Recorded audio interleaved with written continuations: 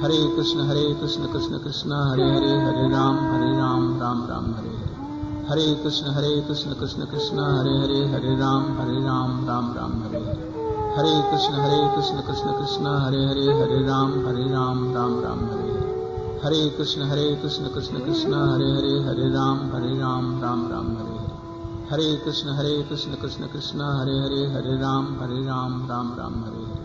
हरे कृष्ण कृष्ण कृष्ण हरे हरे, हरे राम राम राम हरे हरे। हरे कृष्ण हरे कृष्ण कृष्ण कृष्ण हरे हरे, हरे राम राम राम हरे हरे। श्रील गुरुदेव की जय। श्रील प्रभुपाद की जय। समस्त रूपानुगुरु वर्ग की जय। हरि नाम संकीर्तन की जय। संकीर्तनकारी भक्त वृंद की जय। बोल प्रेमानंद हरि हरि। तो अभी सभी भक्त अपने आप को अनम्यूट करेंगे और मेरे पीछे पीछे प्रणाम मंत्र बोलेंगे।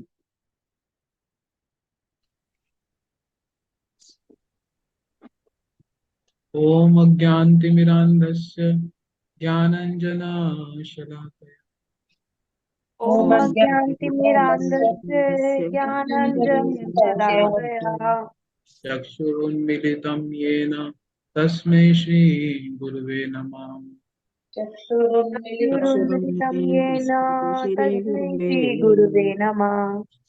गुरुवे गौरचन्द्राय राधिकाय तदालये गौरचन्द्राय राधिकाय तदालये कृष्णाय कृष्णभक्ताय तद्भक्ताय नमो नमः। कृष्णाय कृष्णभक्ताय तद्भक्ताय नमो नमः। हे कृष्ण करुणा सिंधु दीनबंधो जगतपते। कृष्ण करुणा सिंधु दीनबंधु जगतपते। गोपेश गोपिका कांत राधा कांत नमस्ते। गोपीश गोपिका कांत राधा कांत नमोस्तुते। तप्त कांचन गौरांगी राधे वृंदावनेश्वरी। तप्त कांचन गौरांगी राधे वृंदावनेश्वरी। भानुसुते देवी प्रणमामि हरिप्रिये। वृषभानुसुते देवी प्रणमामि हरिप्रिये। नमामीश्वरं सच्चिदानन्दरूपं रसत्कुण्डलं गोकुले भ्राजमानम्। नमामीश्वरं सच्चिदानन्दरूपं गोकुले विराजमानम्। यशोदाभियोलुखलाधावमानम् परामृष्टमत्यन्ततो द्रुतगोप्या। गोपियोदुःखलाद्भवमानम् परामृष्टमत्यन्ततो द्रुतगोप्या। उदन्तं मुहुर्नेत्रं युग्मं मृजन्तं कराम्भोजयुग्मेन सातङ्कनेत्रम्। मुहुर्नेत्र युग्मं विजन्तम् करम्भोजयुग्मेन साताङ्गनेत्रम्। श्वासकम्प त्रिरेखाङ्ककण्ठ स्थितग्रीवं दामोदरं भक्तिबद्धम्। मुहुःश्वास्य कम्पातिरेखास्थितगर्वेण दामोदरं भक्तिवेदम् इति दृक्स्वलीलाभिरानन्दकुण्डे स्वघोषं निमज्जन्तमाख्यापयन्तम्। इति लीलाभिरानन्दकुण्डे दुःसलीलाभिरानन्दकुण्डे स्वघोषमिमजन्तमाख्यापयन्तम्। तदीयेषितागेषु भक्ते जितत्वं पुनः प्रेमतस्त्वं शतावृत्ति वन्दे। यत्तदीयसितघ्नेषु सर्वेषु भक्ते प्रतिष्ठितत्वं जितत्वम् पुनः तस्तं प्रेमतस्तं शतावृत्ति शतावृत्ति वन्दे। वन्दे। परं देव मोक्षं न मोक्षावधिं वा नाचान्यं वृणेऽहं वरेशादपीह। वरं देवमोक्षं देवमोक्षं मोक्षादजं वाचनं हरेशानभूति दन्तेव पूर्णाथ गोपाल बालम सदा मे मनस्या विरास्तां किमन्ये। तन्देव पूर्णाथ गोपाल बालम समे मनस्या विरासतां किमन्ये। श्री कृष्ण चैतन्य प्रभु नित्यानंद श्री अद्वैत गदाधर शिवसादि गौर भक्त वृंद। श्री कृष्ण कृष्ण चैतन्य चैतन्य प्रभु प्रभु नित्यानंद नित्यानंद श्री अद्वैत श्री अद्वैत गदाधर गदाधर शिवासादि गौर शिवसदि गौर भक्त भक्त वृंद। हरे कृष्ण कृष्ण कृष्ण हरे हरे हरे राम राम राम हरे हरे हरे कृष्णा कृष्ण हरे कृष्णा कृष्ण कृष्णा हरे हरे हरे हरे राम राम राम हरे हरे। ये बहुत म्यूट कर लीजिए आपको।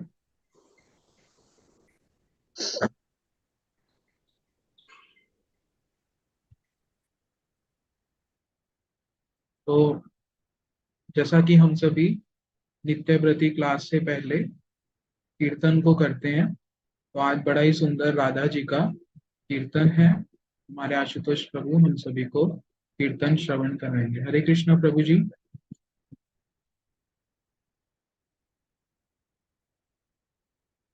हरे कृष्णा प्रभु जी, तुमको प्रणाम प्रभु जी। प्रणाम प्रभु जी, शुरू करें आप कीर्तन। जी जी प्रभु जी। ऐसी कृपा करो श्री राधे, दीजो वृंदावन को आस। ऐसी कृपा करो श्री राधे, दीजो वृंदावन को आस। वृंदावन को आस दीजो, वृंदावन को आस दीजो, हरि भक्तन को साथ।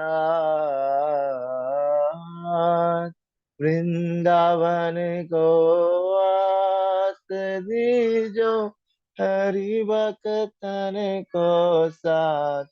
ऐसी कृपा करो श्री राधे, दीजो वृंदावन को वास। ऐसी कृपा करो श्री राधे, दीजो वृंदावन को वास। भूख लगे भिक्षा करो लाऊं, भूख लगे भिक्षा कर लाऊं। ब्रजवासिन के टुकड़ों पाऊं, ब्रजवासिन के टुकड़ों पाऊं। प्यास लगे यमुना जल पी के, प्यास लगे यमुना जल पी के, निधुआन करो निवास। प्यास लगे यमुना जल पी के, सेवा कुंज करूं निवास।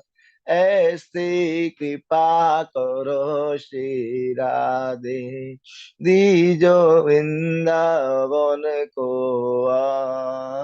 ऐसी कृपा करो श्री राधे, दीजो वृंदावन को गोवर्धन परिक्रमा लगाऊं, गोवर्धन परिक्रमा लगाऊं। मानसी गंगा प्रेम से नहाऊं, मानसी गंगा प्रेम से नहाऊं। राधा कुंड और श्याम कुंड में, राधा कुंड और श्याम कुंड में नित्य करूं स्नान। राधा कुंड और श्याम कुंड में नित्य करूं स्नान। ऐसी कृपा करो श्री राधे, दीजो वृंदावन को ऐसी कृपा करो श्री राधे, दीजो वृंदावन को नंद गाँव बरसाने जाऊं, नंद गाँव बरसाने जाऊं। राधे जू के दर्शन पाऊं, राधे जू के दर्शन पाऊं। गेवर वन परिक्रमा लगाऊं, गेवर वन परिक्रमा लगाऊं। दान कुटी और मोर कुटी में, दान कुटी और मोर कुटी में देखो रास विलास। दान कुटी और मोर कुटी पे देखो रास विलास। ऐसी कृपा करो श्री राधे, तीजो वृंदावन को ऐसी कृपा करो श्री राधे, तीजो वृंदावन को नंद बाबा के द्वारे जाऊं, नंद बाबा के द्वारे जाऊं।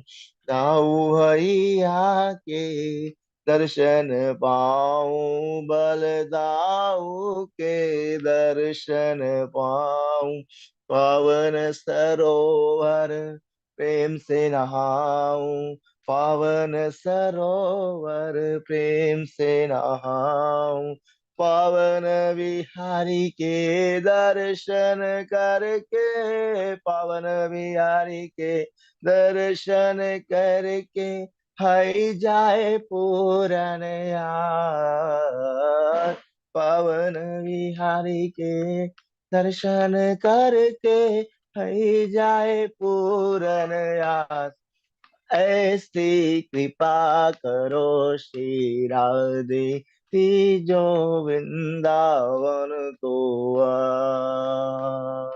राधे राधे राधे, जय जय श्री राधे, राधे राधे राधे, जय जय श्री राधे, राधे राधे राधे, जय जय जय श्री राधे, राधे राधे, जय जय श्री राधे, राधे राधे राधे, राधे राधे राधे, राधे राधे राधे, राधे राधे, जय जय श्री राधे, राधे राधे राधे, जय जय श्री राधे। जय राधे, जय राधे, जय राधे, जय श्री राधे, जय राधे, जय राधे, जय राधे, जय श्री राधे।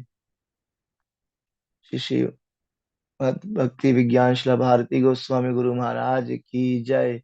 जय श्रीपाद भक्ति वेदांत सिद्धांति गोस्वामी गुरु महाराज की जय। श्रीपाद माधव प्रिय प्रभु की जय। शिला गुरुदेव की जय। शिला गुरुदेव आश्रित समस्त भक्तवृंद की जय।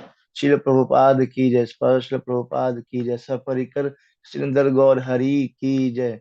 भुवनकारी हरे कृष्ण महामंत्र की जय। श्रीताई गौर प्रेमानंदे हरि हरि बोल। हरे कृष्णा प्रभु जी, तो प्रणाम प्रभु। हरे कृष्णा। बहुत ही सुंदर ठीक है। कीर्तन हमने श्रवण किया। इसमें राधा जी से प्रार्थना की जा रही है कि आप हमें वृंदावन का वास प्रदान करें और यहाँ पे बताया कि कैसे कैसे जो साधक है वो वृंदावन में रहेंगे। तो मैं गोवर्धन जी की परिक्रमा लगाऊंगा, मानसी गंगा में स्नान करूंगा, नंदगांव इत्यादि दर्शन के लिए जाऊंगा। तो यहाँ पे बड़ी सुंदर सुंदर इस भजन में ये सब बातों को बतलाया है। और राधा जी से प्रार्थना की जा रही है कि आप मुझे वृंदावन का वास प्रदान करें। बड़ा सुंदर ये भजन है, और हमने बड़े सुंदर रूप से इसको श्रवण किया। और जैसा कि हम नित्य प्रति बहुत से स्थानों के विषय में, ब्रज में जो वृंदावन में जितने भी दर्शनीय स्थान है उनके विषय में श्रवण करते हैं, तो कल भी हमने बहुत से स्थानों के विषय में श्रवण किया था। बहुत से जो वृंदावन की परिक्रमा में स्थान आते हैं। तो अभी हमारे साथ वासुदेव प्रभु हैं, वो हमें थोड़ा सा आगे श्रवण कराएंगे इस विषय में जो हमने कल श्रवण किया था। हरे कृष्णा प्रभु जी, दंडवत प्रणाम। हरे कृष्ण गुरु प्रणाम। सर्वप्रथम मैं अपने गुरुपाद पद्म ओम विष्णुपाद अष्टोत्तर श्री श्री श्रीमद भक्ति वेदांत सिद्धांति गोस्वामी महाराज जी के श्री चरण कमल में कोटि कोटि दंडवत प्रणाम करता हूँ। तदुपरांत श्रीपाद माधव प्रिय प्रभु जी के श्री चरण कमल में कोटि कोटि दंडवत प्रणाम। गुरु परंपरा के श्री चरण कमलों में मेरा कोटि कोटि दंडवत प्रणाम। आप सभी उपस्थित सभी वैष्णवों के श्री चरणों में मेरा यथा योग्य प्रणाम। तो आज कार्तिक का 14th डे, 14वां दिन, और पिछले 13 दिन से हम महिमा श्रवण कर रहे हैं। कल हमने श्रवण किया था कि किस प्रकार से सभी भक्तों ने मिलकर कीर्तन के साथ बीच बीच में कथा करते हुए श्री वृंदावन धाम के चारों ओर परिक्रमा लगाई, जिसको 5 कोसी परिक्रमा भी कहते हैं। हमने सुना था 11-12 किलोमीटर की। विशेष दर्शन इसमें यमुना देवी का। फिर हमने सुना था केशी घाट पर कैसे केशी दैत्य का वध किया था भगवान ने। फिर हमने श्रवण किया था पानी घाट के बारे में, किस प्रकार से गोपियां पानी घाट से दुर्वासा ऋषि जी के पास जाती हैं यमुना को पार करते हुए, और फिर यमुना जी रास्ता देती हैं, किस प्रकार से हमने श्रवण किया था।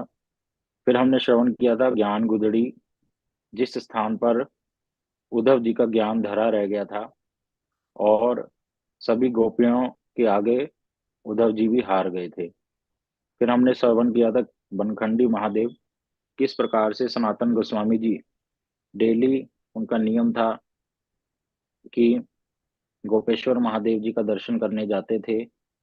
तो महादेव ने देखा वृद्ध हो गए हैं, तो महादेव खुद ही निकट आ गए उनके भजन कुटी के निकट, जिस स्थान का नाम हो गया बनखंडी महादेव। फिर हमने श्री अटल वन का नाम सुना था, किस प्रकार से भगवान जब यज्ञ पत्नियों के यहाँ भोजन कर कर आते हैं तो उस दिन बड़ा ही सुस्वादु भोजन कर कर ज्यादा प्राप्त कर लेते हैं, चलने में असमर्थ होते हैं, अटल हो जाते हैं, इसलिए उस जगह का नाम अटल वन। इस प्रकार से और भी स्थान है, लेकिन ये मुख्य स्थानों के बारे में हमने श्रवण किया था।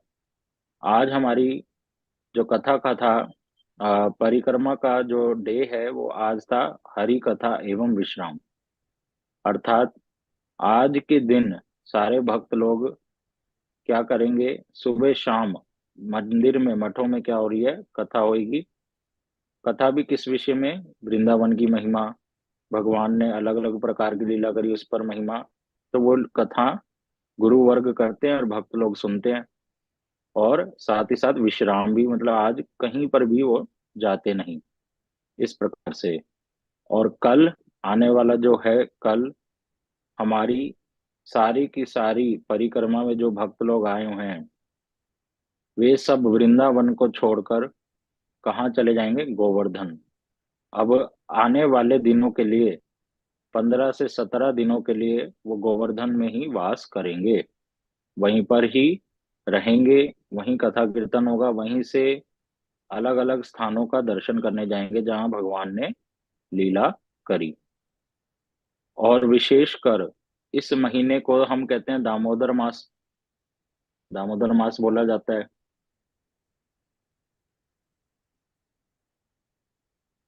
सोहन लाल प्रभु बताओ, दामोदर का मतलब क्या है, दामोदर मास। क्यों दामोदर मास बोला जाता है इसको, इस महीने को, कार्तिक महीने को?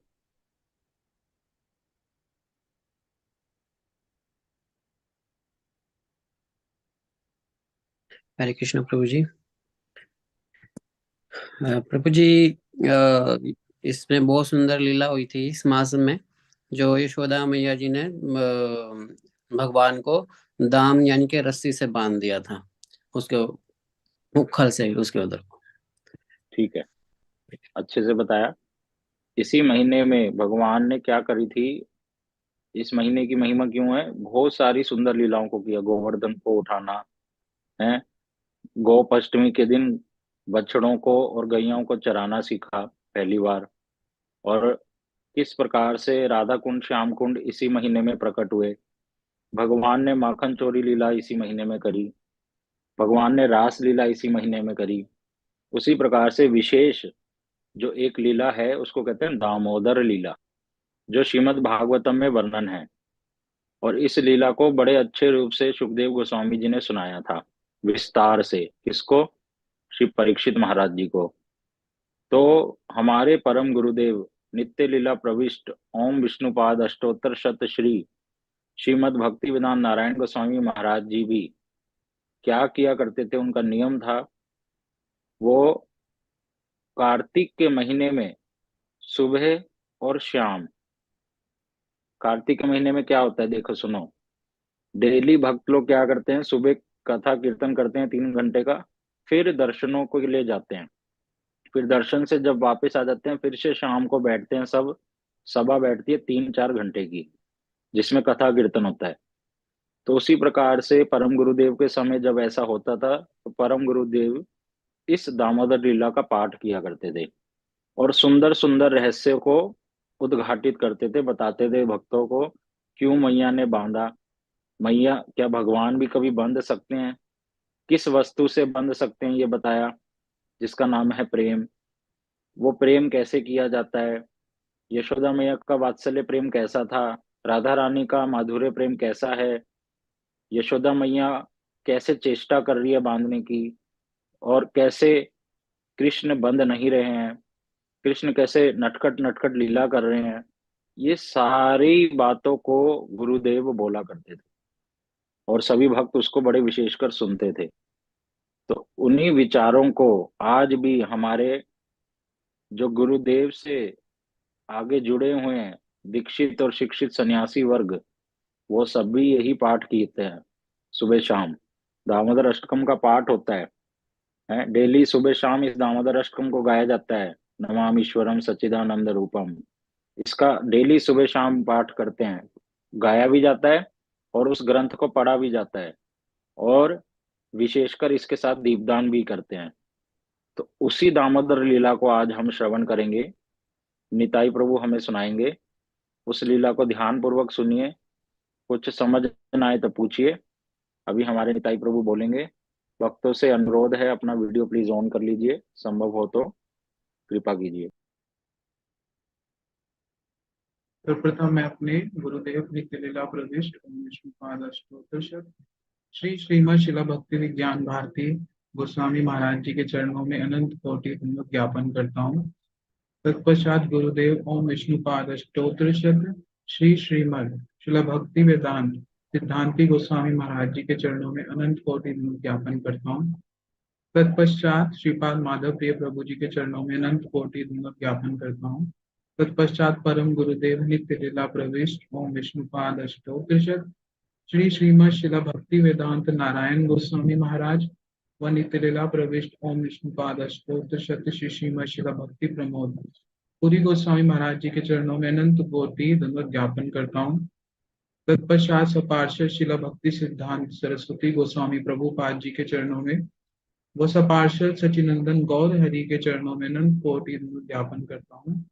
हमारे बीच उपस्थित सभी भक्त वृंद, वैष्णव वृंद, मातृ वृंद के चरणों में यथा योग्य प्रणाम। तो हम सभी का बहुत सौभाग्य है कि हम सभी इस कार्तिक मास में भगवान की इतनी सुंदर सुंदर लीलाओं को श्रवण कर रहे हैं।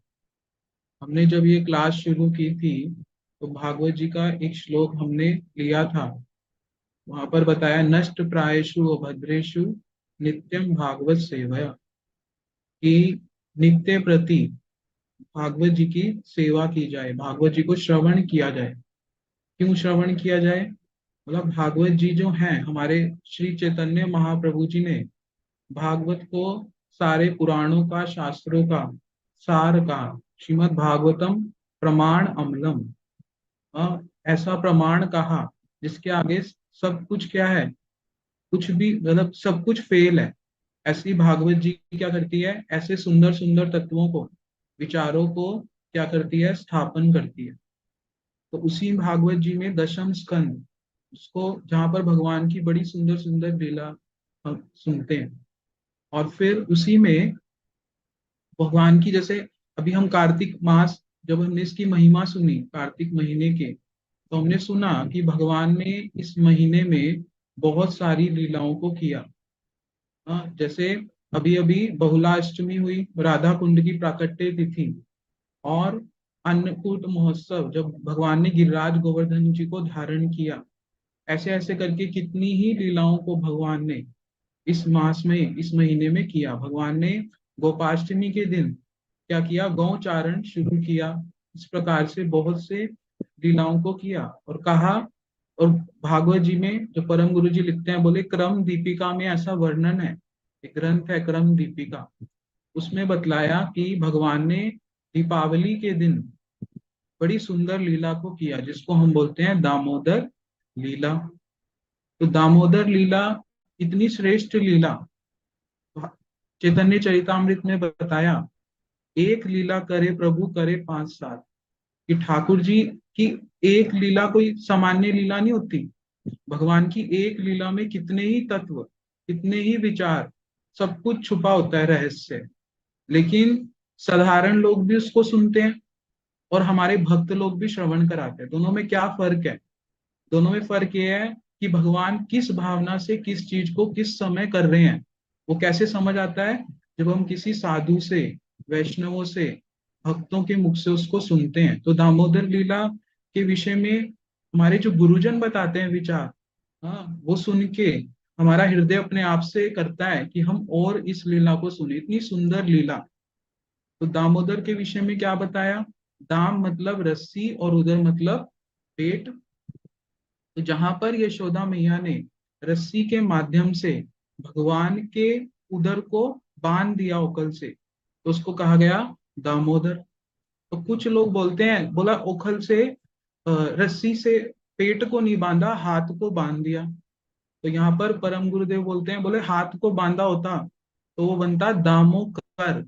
दामोकर मतलब हाथ से रस्सी को बांध दिया, लेकिन यहाँ पर आया दामोदर, मतलब रस्सी से पेट को बांध दिया।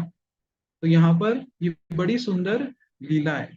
तो इसको बताते हैं कि एक दिन क्या हुआ, दीपावली से, अन्नकूट से एक दिन पहले मैया जो है, उन्होंने ब्रज में प्रचलन था, जैसा हम सुनते हैं गोवर्धन लीला में के समय में, कि सब ब्रजवासी मिलके क्या करते हैं, इंद्र को प्रसन्न करने के लिए पूजा करते हैं। तो वहां पर बताया, इसको बोला जाता था इंद्र याग। तो इंद्र याग जो है, उसमें सभी ब्रजवासी मिलके बहुत सारे पकवान इत्यादि बना के इंद्र की पूजा के लिए जाते थे।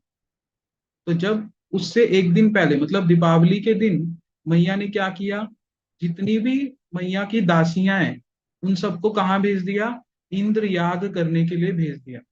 बोला तुम जो है सभी चली जाओ और जाकर उस उत्सव में, उस महोत्सव में क्या करो, तैयारियां करो। और जब वो सब जाने लगी, जब वो चली गई, तो यशोदा मैया बड़ी खुश हुई। क्यों खुश हुई?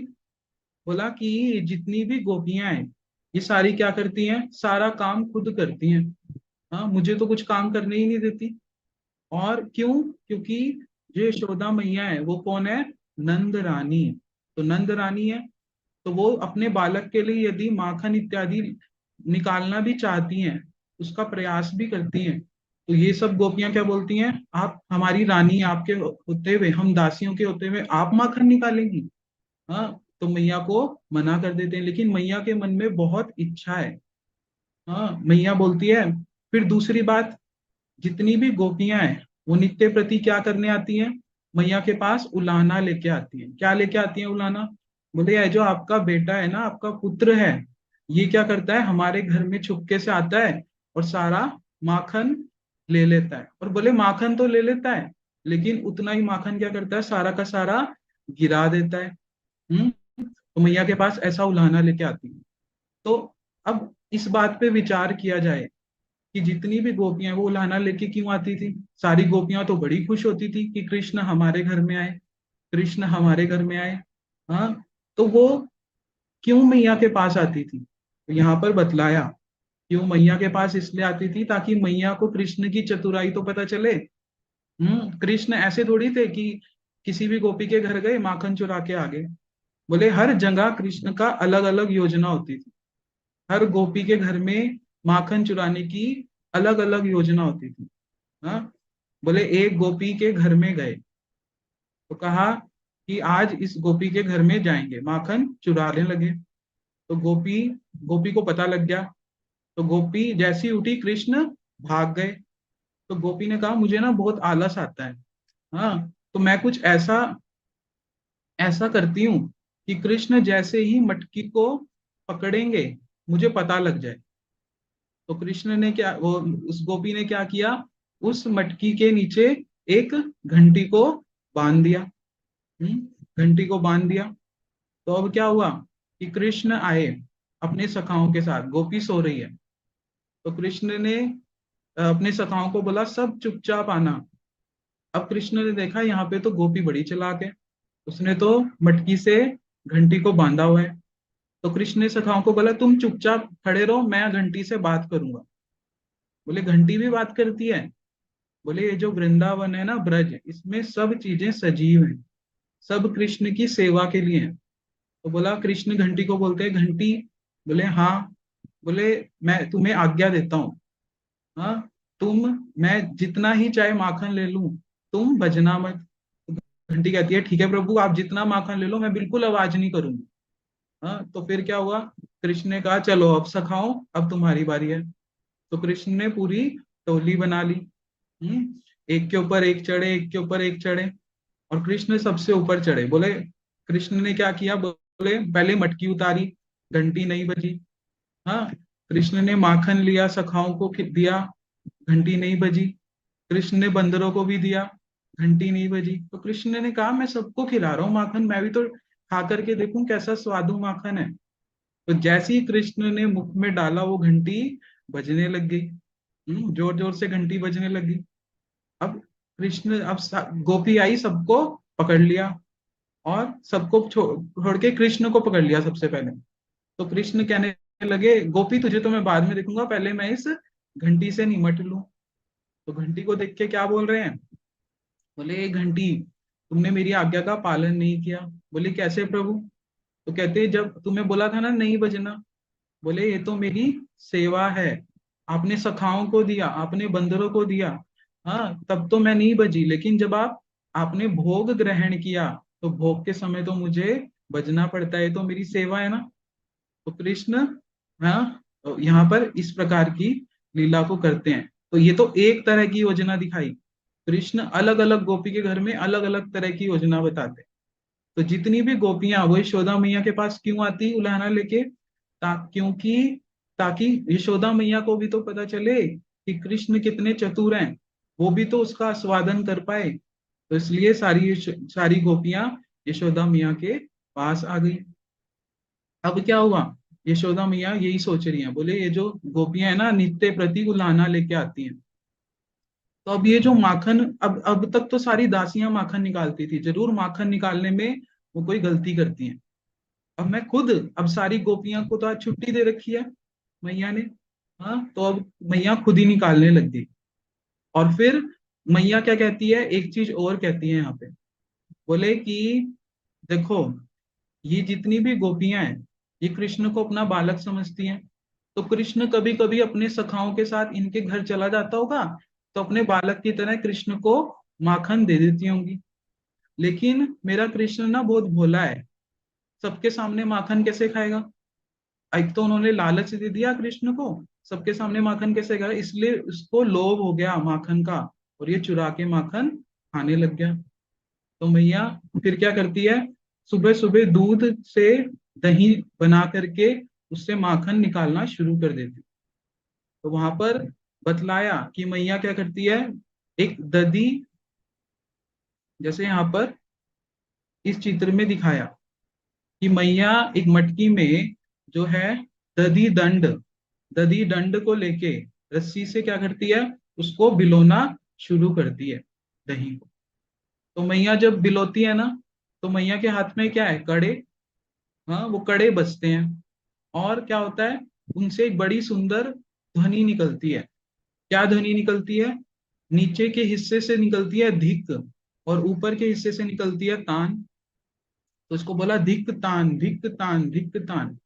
धिक तान का अर्थ क्या, बोले कि धिक्कार है ऐसे लोगों पे। हाँ, क्योंकि मैया जब मक्खन निकालती है, माखन निकालती है, तो माखन निकालते समय किसका ध्यान करती है, कृष्ण का, कृष्ण की लीलाओं का, कृष्ण के रूप का, उन सब का ध्यान करती है। तो बोला कि ऐसे लोगों पे धिक्कार है जो भगवान का ध्यान नहीं करते, भगवान का स्मरण नहीं करते।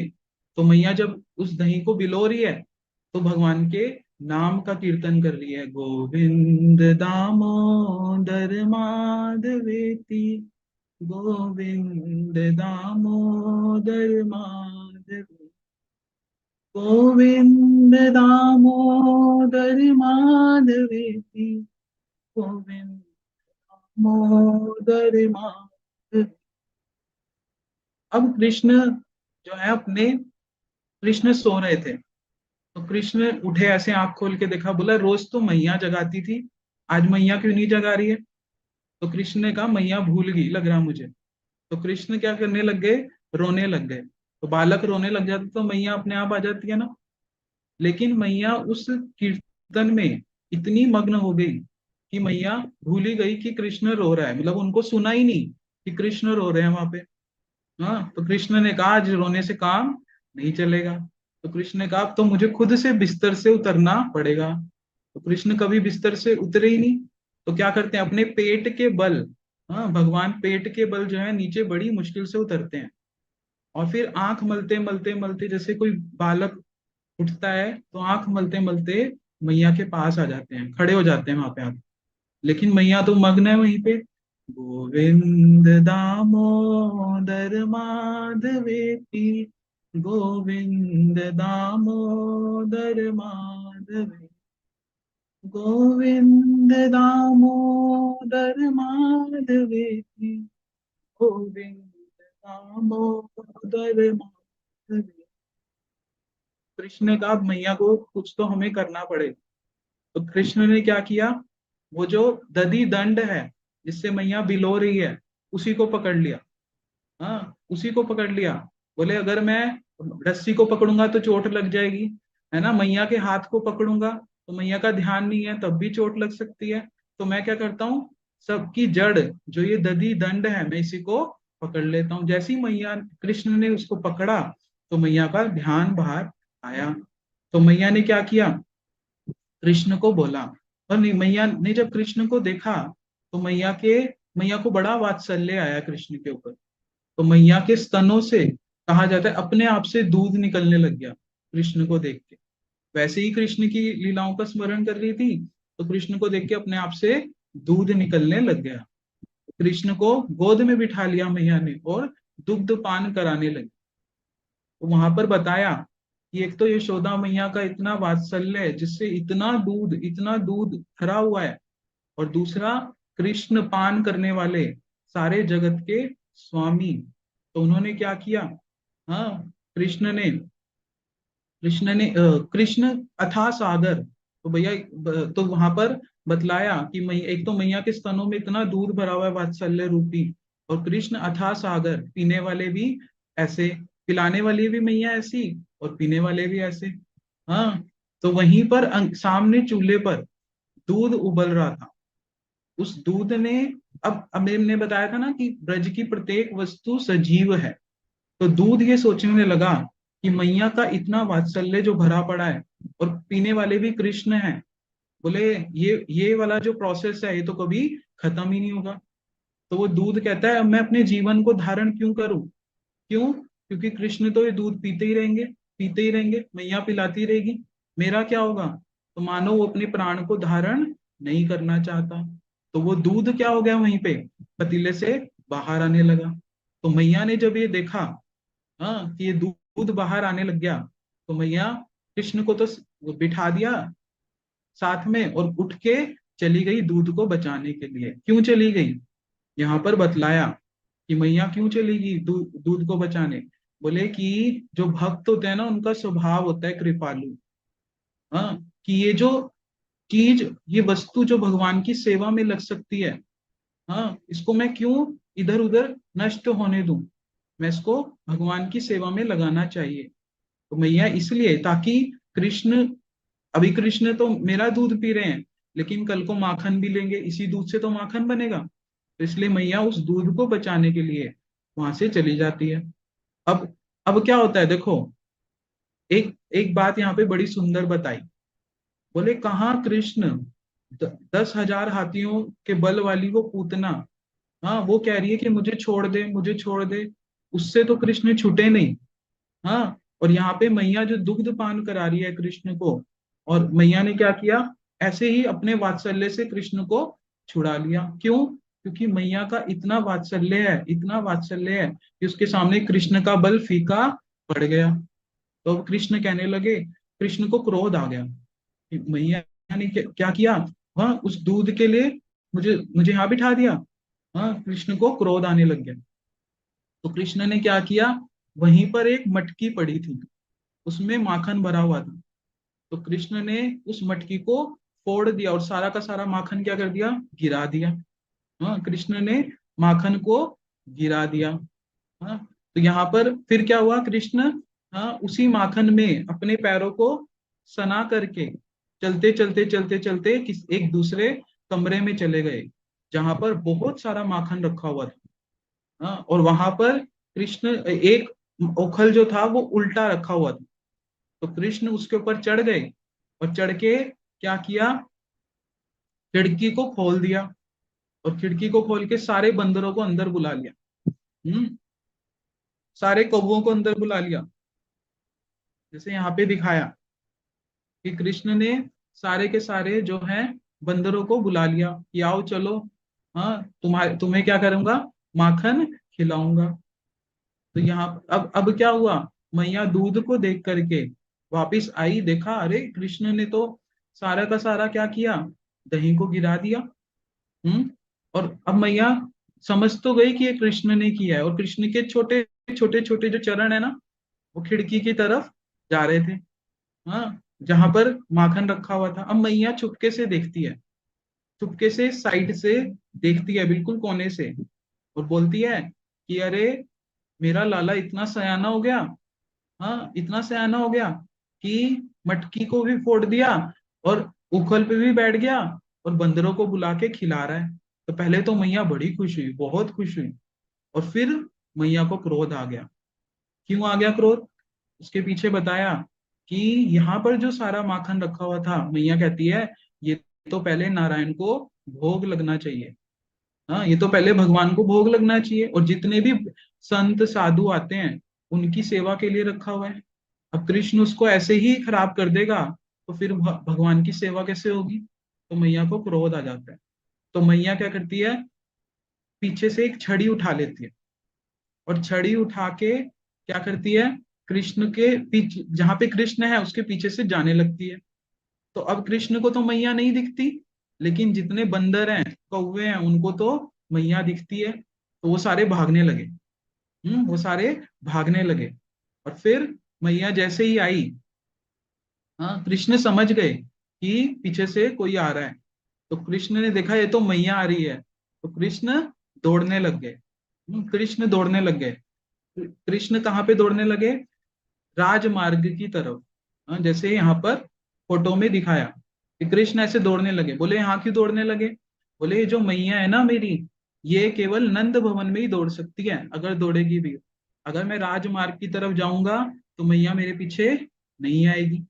हम्म तो मैया ने भी ठान ली कि मैं तो कृष्ण को पकड़ के रहूंगी, कुछ भी हो जाए। तो मैया वहां पर भागने लगी, जोर जोर से भागने लगी कृष्ण के पीछे पीछे। तो जब कृष्ण के पीछे पीछे भाग रही थी तो मैया के केशों में, बालों में पुष्प लगे हुए थे, पुष्प थे। तो वो पुष्प भी वहां पर गिरने लगे पीछे पीछे मैया। तो पुष्प भी मानो कह रहे हैं कि मैया तू अकेली नहीं है, हम भी तेरे साथ हैं। हाँ, तू अकेली नहीं दौड़ रही, हम भी तेरे साथ कृष्ण को पकड़ने के लिए दौड़ रहे हैं। हम्म। तो फिर वहां पर क्या हुआ, मैया ने अब कृष्ण तो बड़े बड़े ब्रह्म ज्ञानियों के ध्यान में नहीं पकड़े जाते। हाँ, वो कृष्ण, मैया उनको कुछ ही क्षणों में पकड़ लेती है। हाँ, कुछ ही क्षणों में पकड़ लेती है। अब फिर क्या होता है, मैया क्या करती है, कृष्ण को छड़ी दिखाती है और बोलती है, वहां पर बोलती है एक शब्द, वहां पर बताया, बोले बंदर बंधु। बंदर बंधु मतलब तुम्हारे जो सखा है सारे कौन है, बंदर। हाँ, ऐसे बंदरों को अपना दोस्त बना लिया। खल, खल कहती है मैया उसको, दुष्ट कहती है कृष्ण को, कहती है चोर। हाँ, कहती है वो चोर। तो कृष्ण कहते हैं, मैया हमारे कुल में तो कोई चोर नहीं है, तुम्हारे कुल में होगा कोई चोर। हाँ।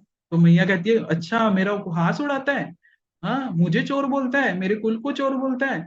अच्छा बता, तेरे ये मटकी किसने फोड़ी, अंदर मटकी पड़ी थी, मटकी किसने फोड़ी। तो कृष्ण कहने लगे, मैया तेरे पैरों में जो इतने मोटे मोटे कड़े हैं ना, जब तू दूध को लेने के लिए जा रही थी तो तुझे तो पता भी नहीं चला, एक कड़ा ऐसे मटकी पे लगा कि वो मटकी तो फूट गई। अच्छा चल ठीक है, अब ये बंदरों बंदरों को माखन कहाँ से मिला। हाँ, तो बोले कि ये सारे बंदर, मैंने जब सुना कि खिड़की की आवाज आई, बोले मैंने देखा सारे के सारे बंदर माखन खा रहे हैं, तो मैं तो उनको भगा रहा था। अच्छा, तो तेरे मुख पे इतना माखन कैसे लगा। बोले वो बंदर अकेले अकेले खा रहे थे, उन्होंने देखा कि ये तो हमारा कोई मित्र आ गया, तो बोले उन्होंने जो है माखन मेरे मुख पे लगा दिया। कृष्ण ये कहने लगे।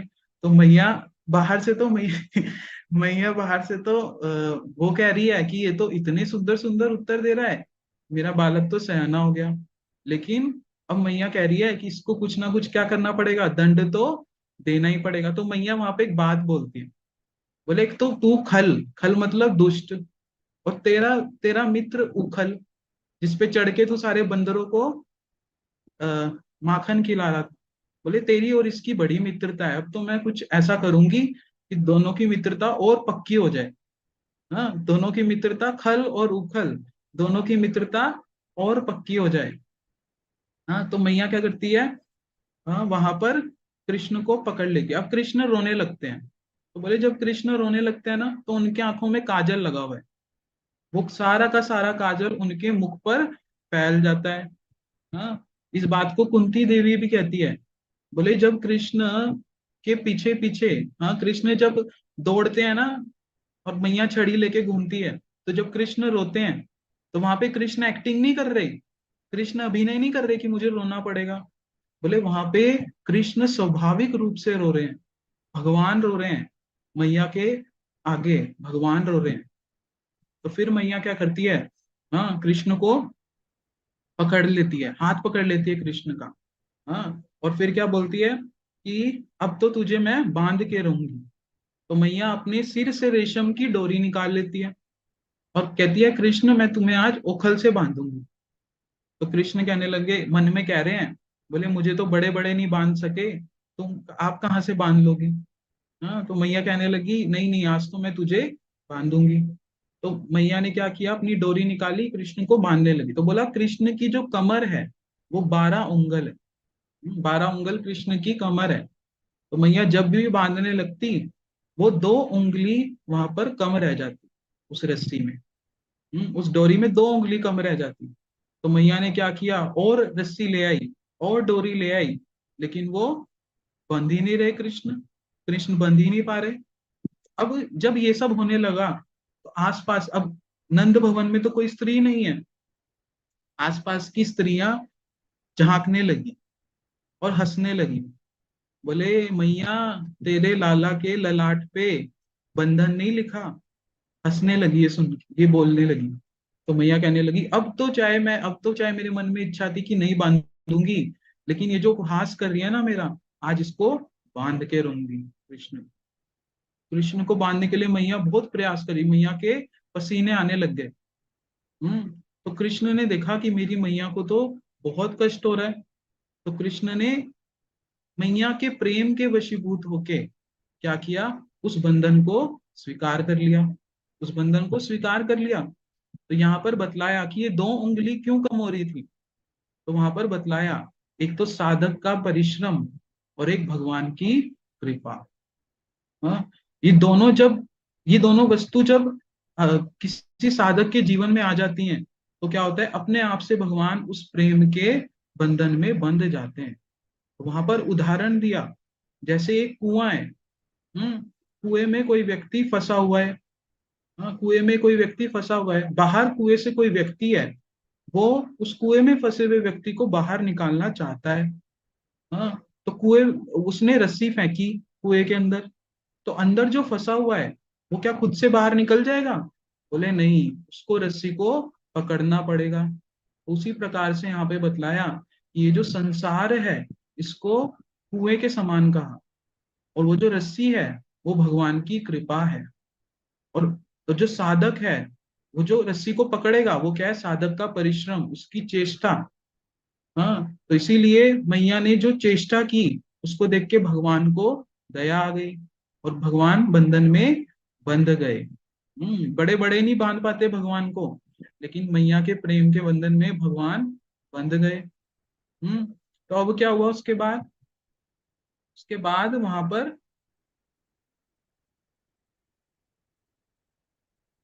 हाँ, उसके बाद वहां पर कौन आ गए? अब मैया बांध के कृष्ण को चली गई, बोला कृष्ण तभी सुधरेगा। तो वहां पर कौन आ गए? रोहिणी मैया और बलराम जी, वो दोनों वहां पे आ गए। तो बलदेव जी ने देखा कृष्ण को बांधा हुआ है और कृष्ण के गाल जो है बिल्कुल काले हो गए काजल से। हाँ, तो बलदेव जी को गुस्सा आ गया, बोले किसने बांधा मैया को, किसने बांधा मैया को? तो कृष्ण का एक सखा है ना मधुमंगल, हाँ, उसने बलदेव जी के कान में बोल दिया, बोले मैया को कृष्ण को मैया ने बांधा है।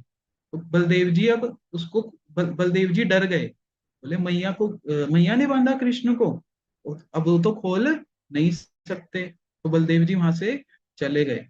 अब कृष्ण के सखा है ना, मित्र है ना, कृष्ण हर जगह उनको खिलाते पिलाते हैं। तो सारे सखा कहने लगे हम कृष्ण को खोल लेंगे, हम कृष्ण को खोल लेंगे, लेकिन वो लोग भी कृष्ण को नहीं खोल पाए। तो फिर सारे सखा कहने लगे कृष्ण ऐसा कर, तू हमारे इसको सरकाते सरकाते ना हमारे साथ खेलना शुरू कर दे, ये अपने आप खुल जाएगा। तो कृष्ण कहने बात तो सारे सखा सही कह रहे हैं। तो कृष्ण अब जैसे उनकी पीठ से ओखल बंधा हुआ है ना, तो कृष्ण पूरे नंद आंगन में उसको ऐसे घुमाने लगे, खेलने लगे। तो वहां पर 2 बड़े बड़े यमलार्जुन के वृक्ष थे, जैसे आप यहाँ पे देख रहे हैं फोटो में। तो ये कौन थे? कुबेर जी के पुत्र थे। तो एक समय ये मंदाकिनी नदी में स्नान कर रहे थे। तो जब ये स्नान कर रहे थे तो नारद जी वहां पे आए और इनके साथ स्त्रियां भी स्नान कर रही थी। तो जब वो नारद जी वहां पे आए तो स्त्रियों ने तो अपने शरीर को ढक लिया, लेकिन ये मदिरा पान करने की वजह से क्या हो गए, वहां पर ऐसे के ऐसे ही खड़े थे, वहां पर ऐसे के ऐसे खड़े थे। तो नारद जी ने इनको श्राप दे दिया वहां पे कि जैसे तुम खड़े हो निर्वस्त्र होके वृक्ष के समान, तुम वृक्ष बन जाओ। तो इन दोनों ने नारद जी से क्षमा मांगी।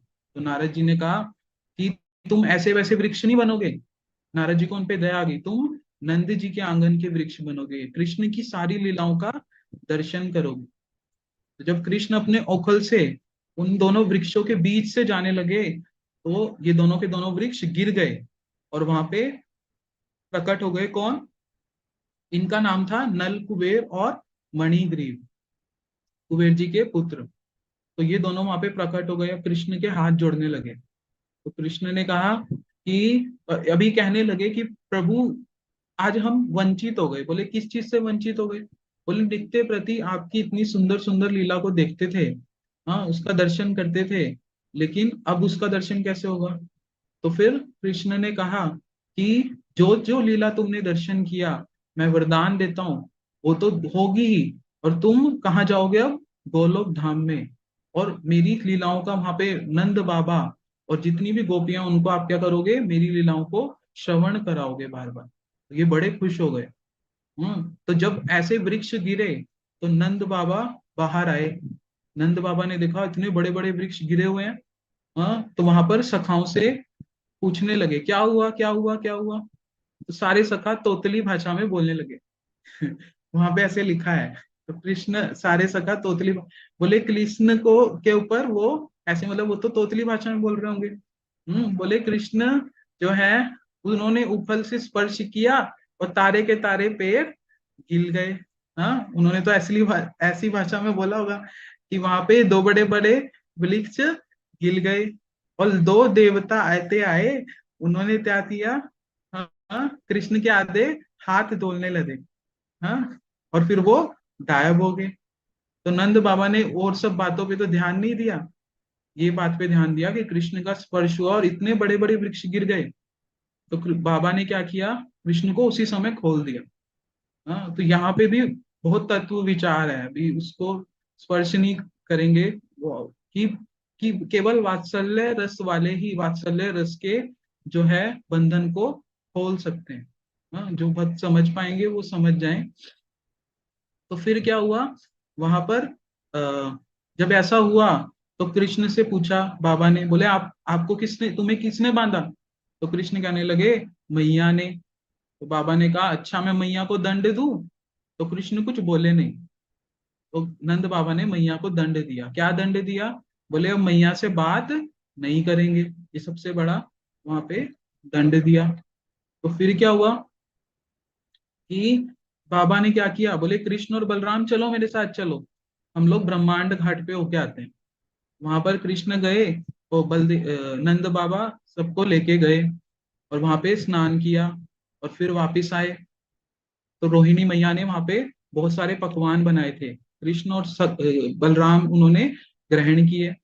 अब रोहिणी मैया, यशोदा मैया ने जब ये देखा ना कि कृष्ण के ऊपर इतना बड़ा संकट आने वाला था, कृष्ण के ऊपर इतना बड़ा संकट आया, तो मैया तो वहीं खड़ी खड़ी, मैया कुछ बोल ही नहीं रही है, सुबह से मैया ने एक शब्द नहीं बोला। हाँ, और फिर उसी क्षण क्या हुआ, हाँ, जो रोहिणी मैया है उन्होंने बलदेव जी को बुलाया, बोले बलदेव जी इधर आओ, कृष्ण को बुला के लाओ। तो बलदेव जी कृष्ण को बुलाने के लिए गए। तो जब गए तो कृष्ण ने बलदेव जी को धक्का मार दिया, बोले मैं आपसे बात नहीं करूंगा। बोले तुम्हें मैया बुला रही है। बोले नहीं नहीं मैं आपसे बात नहीं करूंगा। हम्म तो रोहिणी मैया कृष्ण के पास आई, कहने लगी कृष्ण किससे नाराज हो तुम। कृष्ण कुछ बोलते ही नहीं। अच्छा कृष्ण, तुम किसके साथ भोजन करोगे। बोले बाबा के साथ। हाँ, बोले अच्छा किसके साथ खेलोगे। बोले बलराम जी के साथ। कहते आज तक तो तुम मैया के साथ खेलते थे, अब तुम बदल गए। हम्म फिर कहने लगे अच्छा सोओगे किसके साथ रात को। हाँ, बोले बाबा के साथ। तो ऐसे ऐसे कहने लगे। तो तो फिर कहने लगे अच्छा, रोहिणी मैया कहने लगी अच्छा अगर तेरी माता का राम नाम सत्य हो गया, मतलब अगर उन्होंने प्राण भी छोड़ दिए तब भी मैया के पास नहीं जाएगा। तो कृष्ण वहीं पे रोने लग गए। हाँ, और मैया के गले लग गए जाके। हाँ, और मैया और कृष्ण दोनों गले लग गए। तो फिर वहां पे फिर सबने क्या किया, वहां पर भोजन ग्रहण किया। हाँ, तो ये पूरी की पूरी लीला हुई, बड़ी सुंदर बड़ी सुंदर। अभी तो इसमें और भी बहुत से विचार हैं, अभी तो मैंने एक दो विचार ही बतलाए। क्योंकि अगर एक विचार, कई विचार ऐसे हैं उसमें बहुत तत्व सिद्धांत। हाँ, लेकिन पूरा प्रयास किया कि जिस प्रकार से भागवत जी में वर्णन है, हमारे परम गुरु जी के द्वारा वर्णित श्री दामोदर अष्टकम ग्रंथ है उसमें, और श्री गोपाल चंपू में, ये जो सब बीच में वार्ता हुई सारा गोपाल चंपू में वर्णन है बड़ा सुंदर। तो ये सब पढ़ के प्रयास किया कि गुरु जी की सेवा हो, सब भक्त उसको श्रवण करें। बड़ी सुंदर ये लीला है। वांछा कल्पतरुभ्यश्च कृपा सिंधुभ्येव च पतितानां पावनेभ्यो वैष्णवेभ्यो नमः। वासुदेव प्रभु आप कुछ बोलेंगे। किसी भक्त का कोई प्रश्न हो तो पूछ सकते हैं।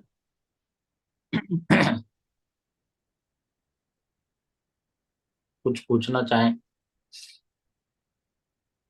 नितिन प्रभु ने दामोदर लीला को संक्षेप रूप में बताया और अभी हम डेली शुरू से फिर इस लीला को सुनेंगे और इसमें जो रहस्य हैं वो श्रवण करेंगे, कैसे परम गुरु जी रहस्यों को बताते थे, क्या उसमें तत्व हैं, कैसे रस भरा हुआ है इस लीला में। ये तो एक आज ओवरव्यू दिया बस कि कैसे लीला हुई, उसमें क्या क्या हुआ, कैसे क्या क्या हुआ, ताकि हम समझ पाए कि दामोदर लीला है क्या। लेकिन उसमें क्या सिद्धांत हैं, भागवत जी क्या बताती हैं, श्री सुखदेव गोस्वामी जी क्या बोलते हैं, हमारे परम गुरु जी क्या बताते थे, वो सारे विचारों को हर रोज डेली 10-10 मिनट करके हम श्रवण करेंगे। वो बहुत जरूरी है सुनना। उसी के माध्यम से हमें पता चलेगा कैसे कृष्ण प्रेम के बंधन में बंधते हैं और कोई बंधन में नहीं बंधते, भगवान होकर भी वो बंध जाते हैं और हम जैसे लोग भी उनको बांध सकते हैं। तो मैं तो यही कहूंगा, अभी कुछ पूछना चाहें तो पूछ सकते हैं, नहीं तो कल हम इस कथा को कंटिन्यू करेंगे। नितिन प्रभु। हरे कृष्णा।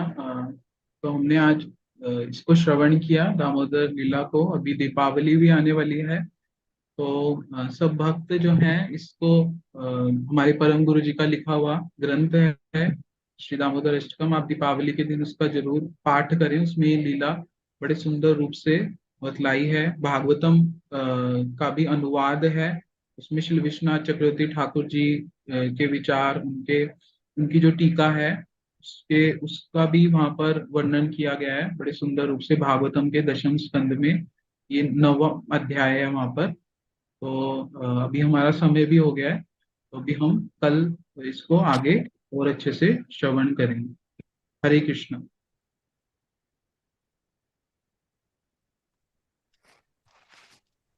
हरे कृष्ण प्रभु, दंडवत प्रणाम जी। हरे कृष्ण।